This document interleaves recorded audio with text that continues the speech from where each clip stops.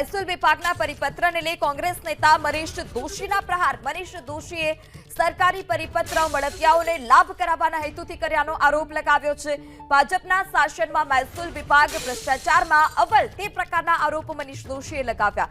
પહેલા મળતિયાઓને ભાડાપટ્ટે આવી સરકારી મિલકતો, હવે ભાડાપટ્ટે અપાયેલી મિલકતોની લાહણીનો પ્રયાસ કરાયો છે, તે પ્રકારનો પણ આરોપ કોંગ્રેસ નેતા મનીષ દોશીએ લગાવ્યો।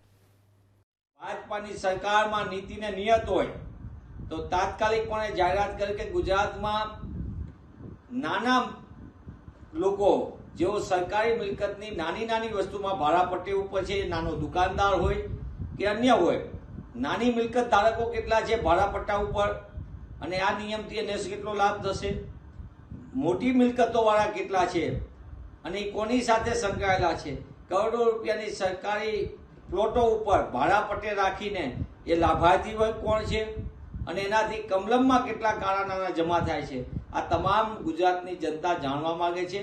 હકીકતમાં જનતાના હિતના નામે, કાયદાના સરળીકરણના નામે ગુજરાતની ભાજપા સરકાર સરકારી મિલકતો પોતાના મળતિયાઓને સોંપી દઈ કરોડો રૂપિયાનો ભ્રષ્ટાચાર કરવા માંગે, અને એનો આ વધુ એક જીવતો જાગતો નમૂનો છે।